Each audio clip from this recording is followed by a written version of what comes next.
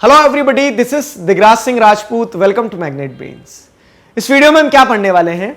इस वीडियो में हम पढ़ेंगे special powers of Lok Sabha and Rajya Sabha. इस टॉपिक को हम पढ़ने वाले हैं, समझने वाले हैं।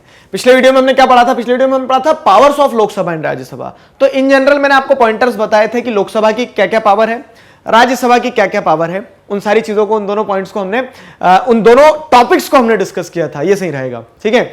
अभी क्या पढ़ने वाले हैं? देखिए, अभी हम पढ़ेंगे स्पेशल पावर्स कि लोकसभा के पास में कुछ ऐसी स्पेशल पावर है जो सिर्फ लोकसभा के पास में है, राज्यसभा के पास में कुछ ऐसी स्पेशल पावर है जो सिर्फ राज्यसभा के पास में है। तो वो क्या है स्पेशल पावर्स? उन स्पेशल पावर्स को हम इस वीडियो में स्पेसिफिकली डिस्कस करने वाले हैं। अच्छे से समझना, ठीक है। जैसे अब हम राज्यसभा की बात करते हैं, ठीक है। राज्यसभा को क्या कहते हैं आप? Council of states. Council of states कहते हो। तो सीधा सा एक जो एनालिसिस हम निकालेंगे वो क्या है कि राज्यसभा स्टेट्स को रिप्रेजेंट करता है। फाइन, राज्यसभा स्टेट्स को रिप्रेजेंट करता है। तो अब राज्यसभा की रिस्पॉन्सिबिलिटी क्या हो गई? अगर मैं मेरे देश को रिप्रेजेंट करता हूं तो उसे प्रोटेक्ट करूंगा, ठीक है।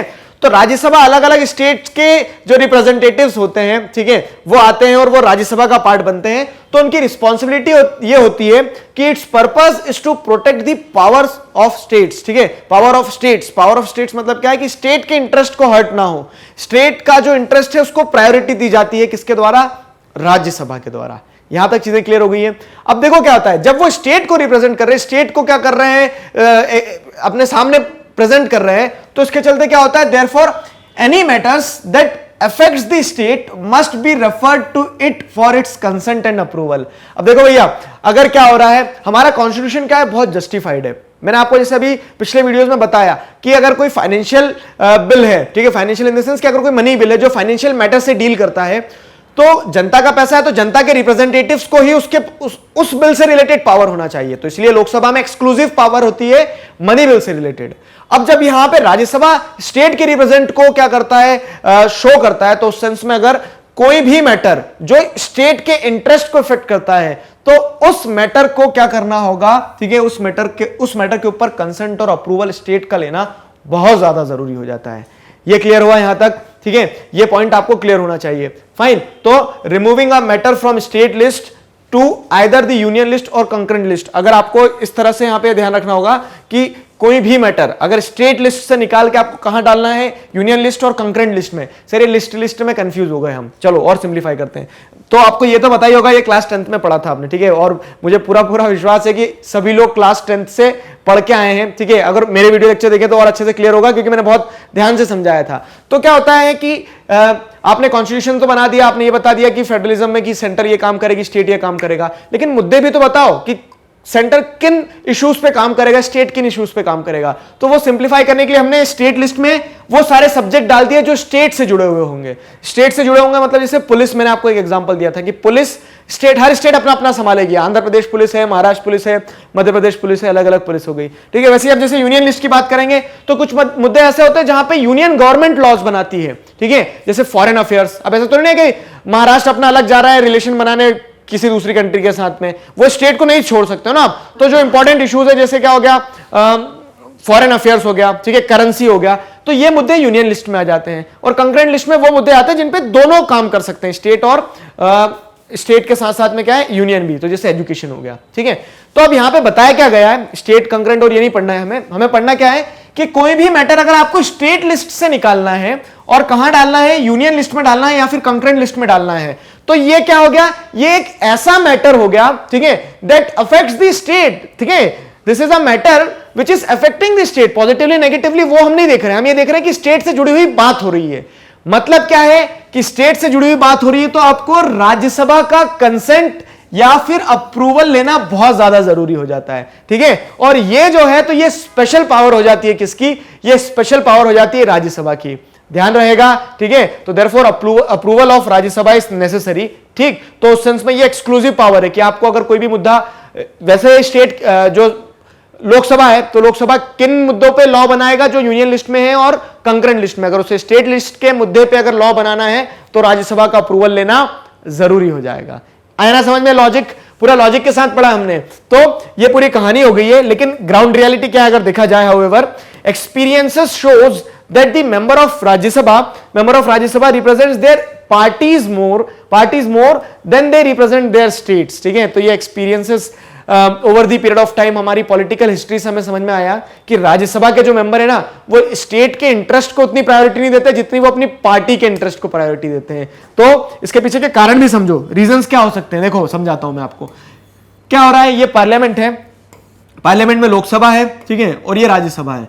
अब लोकसभा में जैसे फॉर एग्जांपल लेके चल रहे हैं हम, ठीक है, कोई भी किसी पार्टी से मतलब ऐसे ग्रजेस मत रख लेना कि मैंने सर आप बीजेपी को क्यों सपोर्ट करते हो, कांग्रेस को क्यों करते हो, मैं टीचर हूं, मैं न्यूट्रल हूं। ठीक है, तो उस सेंस में अगर देखा जाए तो क्या होता है कि लोकसभा में जैसे बीजेपी की मेजोरिटी है अभी, ठीक है, लोकसभा में बीजेपी की मेजोरिटी है, तो अब राज्यसभा में जितने भी बीजेपी के एमपी हैं, ठीक है, मतलब जिन जिन स्टेट्स में बीजेपी की गवर्नमेंट होगी उन स्टेट से क्या कौन आने वाला है। जैसे मध्य प्रदेश में बीजेपी की गवर्नमेंट है अभी, तो मध्य प्रदेश से जो कौन जाएंगे, कह सकते हैं मध्य प्रदेश से जो मेंबर ऑफ राज्यसभा गए हैं, एमपी जो राज्यसभा में इलेक्ट हुए, जैसे मध्य प्रदेश का 11 का कोटा है, तो 11 में से मान के चलो कि 8 एमपी भी अगर क्या है बीजेपी के हैं, तो वो जो एमपी है, ठीक है, वो जो एमपी जो एमपी से आए हैं, मतलब जो मेंबर ऑफ पार्लियामेंट राज्यसभा के मध्य प्रदेश से आए हैं, ठीक है, वो क्या करेंगे, वो मध्य प्रदेश के इंटरेस्ट को प्रायोरिटी ना देते हुए किसको प्रायोरिटी देते हैं कि यार हम जिस पार्टी से आए हैं उसी पार्टी की सरकार है लोकसभा में। तो ये एक्सपीरियंसेस से हमें समझ में आया है क्या कि experiences shows that the member of Rajya Sabha represents their parties more than they represent their states. तो वो पार्टीज को ज्यादा क्या करते हैं, प्रायोरिटी देते हैं, ठीक है, rather than representing their states। ठीक है, तो ये एक्सपीरियंसेस मैं नहीं बोल रहा हूं, ये बुक में लिखा है, क्लियर है। उसके पीछे का कारण भी मैंने आपको समझा दिया। अब तो वो पार्टीशनशिप जो रहती है वो उभर के आती है सामने। तो ये तो आपने स्पेशल पावर देख ली किसकी, राज्यसभा की। अब स्पेशल पावर देखो जरा लोकसभा की, तो powers exercise only by Lok Sabha. कुछ ऐसी भी पावर होती है जो सिर्फ लोकसभा के द्वारा एक्सरसाइज की जाती है। क्या है, तो जैसे इंट्रोडक्शन ऑफ मनी बिल, बताया था मैंने पहले भी, उसे डिटेल में पढ़ने वाले हैं कि अगर मान लो कोई मनी बिल इंट्रोड्यूस किया जाता है, कोई ऐसा बिल जो फाइनेंशियल मैटर से डील कर रहा है, स्पीकर ने जिसे बोल दिया कि हाँ ये मनी बिल है, तो वो जो मनी बिल है उसे जब इंट्रोड्यूस किया जाता है, कहां इंट्रोड्यूस किया जाता है मनी बिल को लोकसभा में इंट्रोड्यूस किया जाएगा, राज्यसभा नहीं करेगा ना। तो क्या होता है कि Rajya Sabha can not initiate, reject and amend money bill. समझ में आया ये कि राज्यसभा इसमें किसी प्रकार से भी क्या अमेंडमेंट ला ही नहीं सकता है, रिजेक्ट नहीं कर सकता है, मतलब अमेंडमेंट के लिए वो बोल सकता है बस, ठीक है, रिकंसिडरेशन के लिए बोल सकता है कि आप इसको बदलाव कर लो, लेकिन अब ये मानना या ना मानना ये डिपेंड करता है लोकसभा के ऊपर। ठीक है, तो मनी बिल में राज्यसभा का कोई रोल नहीं होता है। ये स्पेशल पावर हो गई किसकी, लोकसभा की हो गई, एक पावर ही हो गई। दोनों पावर ध्यान रखना, अभी हम इसको रिलेट करेंगे, एनालाइज करेंगे। दूसरा क्या है, देखो the council of minister is responsible to Lok Sabha and not Rajya Sabha. ठीक है, अब देखो, आप देखोगे अगर कॉन्स्टिट्यूशन उठा के तो आर्टिकल 75 क्लॉज 3 जो है वो क्या बोलता है, वो यही बोलता है कि जो काउंसिल ऑफ मिनिस्टर है, ठीक है, वो किसको रिस्पॉन्सिबल है, लोकसभा को, ना कि राज्यसभा को। काउंसिल ऑफ मिनिस्टर लोकसभा को क्यों रिस्पॉन्सिबल रहेंगे, क्योंकि वहां ही उन्होंने लोगों ने, मतलब अगर देखेंगे तो जनता ने वोट दिया, वोट देके मेंबर ऑफ पार्लियामेंट बने, और वो मेंबर ऑफ पार्लियामेंट में से ही कौन बने, आप काउंसिल ऑफ मिनिस्टर बने। और आप कब तक काउंसिल ऑफ मिनिस्टर रहोगे, जब तक लोकसभा में आपकी मेजोरिटी है। तो इस सेंस में क्या है कि काउंसिल ऑफ मिनिस्टर जो है वो रिस्पॉन्सिबल लोकसभा को होते हैं, राज्यसभा को नहीं होते हैं। अब इसका इंपैक्ट क्या होता है पता है, इसका इंपैक्ट ये होता है कि जब मैं काउंसिल ऑफ मिनिस्टर लोकसभा में मेजोरिटी के कारण बना हूं, तो लोकसभा ही मुझे रिमूव कर सकती है। तो उस सेंस में यहां पे बताया गया है कि राज्यसभा क्या कर सकती है, क्रिटिसाइज जरूर कर सकती है। मैं काउंसिल ऑफ मिनिस्टर हूं, मुझसे यह जरूर बोल सकती है राज्यसभा की तुम काम सही नहीं कर रहे हो, ये सारी चीजें फलाना ठिकाना सब कुछ, लेकिन वो मुझे रिमूव नहीं कर सकती है। ठीक है, तो Rajya Sabha can criticise the government but can not remove it. क्यों रिमूव नहीं कर सकती है, सिंपल सी चीज है, क्योंकि मैं उससे रिस्पॉन्सिबल ही नहीं हूं ना। जब उसने मुझे अपॉइंट नहीं करा तो वो मुझे रिमूव कैसे कर सकती है, कौन। ठीक है, तो हम यहां पे राज्यसभा की बात कर रहे हैं, क्लियर है। अब एनालाइज करो, किसको एनालाइज करो, 2 पॉइंट को, कि जैसे आप देखोगे फाइनेंशियल मैटर से रिलेटेड जो इश्यूज हैं वहां पे स्पेशल पावर किसको दी है, लोकसभा को दी है। ठीक है, गवर्नमेंट से रिलेटेड रिप्रेजेंटेशन जो डायरेक्ट गवर्नमेंट वर्किंग में है उससे रिलेटेड पावर, स्पेशल पावर किसको दी है, लोकसभा को दी है। तो ये स्पेशल पावर लोकसभा को क्यों दी है इतनी ज्यादा, ठीक है, हम अगर देखते हैं, अगर इसको एनालाइज करते हैं इस चीज को, तो हमें समझ में आता है the constitution stopped sort of giving certain powers to Rajya Sabha. मतलब राज्यसभा को पास में कुछ स्पेशल पावर नहीं है जो लोकसभा के पास में, या फिर आप ऐसा कह लो कि लोकसभा के पास में एक्स्ट्रा पावर है। लोकसभा के पास एक्स्ट्रा पावर क्यों है सर? ठीक है, तो देखो यहां पे समझो, why there is disparity in power, ऐसी असमानताएं क्यों है पावर में? तो उसके पीछे का कारण क्या है? उसके पीछे का कारण है डेमोक्रेटिक फॉर्म ऑफ गवर्नमेंट। आप इंडिया में हम क्या कहते हैं? इंडिया में एक डेमोक्रेटिक फॉर्म ऑफ गवर्नमेंट है, मतलब जहां पे क्या है कि रिप्रेजेंटेशन के बेसिस पे गवर्नमेंट बनती है। ठीक है, पार्लियामेंट्री सुप्रीमेसी है कि पार्लियामेंट जो चाहेगी वो होगा। तो अगर आप देखेंगे पार्लियामेंट में भी डायरेक्टली इलेक्टेड लोग जो रहेंगे उनके पास ज्यादा पावर रहेगी। डेमोक्रेटिक है ना, मतलब आपने जिसको इलेक्ट किया है उसकी सिग्निफिकेंस ज्यादा है। तो डेमोक्रेटिक गवर्नमेंट होने के कारण people are the final authority. ठीक है, अब people are the final authority, इसका मतलब क्या हो गया?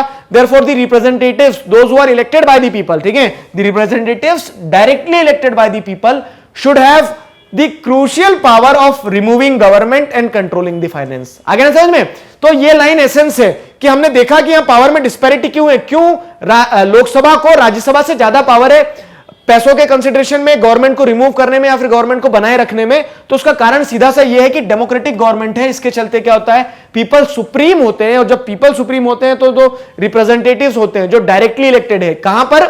लोकसभा में डायरेक्टली इलेक्टेड होते हैं, तो उन्हीं को स्पेशल पावर दी जाना चाहिए regarding removing the government and controlling the finances. आ गया समझ में? ये सारी चीजें हमने डिस्कस करी है इस स्पेसिफिक वीडियो में, जिसका टाइटल क्या है? Special powers of Rajya Sabha and Lok Sabha. आपकी बुक में सिर्फ राज्यसभा लिखा था, तो उसमें क्योंकि अब बात तो दोनों की तो मैंने दोनों टाइटल लिख दिए। बुरा नहीं मानोगे ना? ठीक है, तो इसी के साथ हमारा टॉपिक कंप्लीट हुआ है। किसी प्रकार का डाउट है, feel free to ask in comment section. Magnet Brains पर क्लास 4th से क्लास 12 तक इसी तरह से सभी सब्जेक्ट्स, टॉपिक्स, चैप्टर्स, सब टॉपिक्स, सब कुछ सिस्टमैटिक वे में वीडियो लेक्चर्स के फॉर्मेट में अवेलेबल है, जिन्हें आप बहुत आसानी से देख सकते हो, पढ़ सकते हो, समझ सकते हो। घर बैठे आप अपना सिलेबस कंप्लीट कर सकते हो। अपने जूनियर्स और सीनियर्स को जरूर बताइए मैग्नेट ब्रेन्स के बारे में। मिलते हैं नेक्स्ट वीडियो में। Till then stay connected, keep learning. Thank you very much.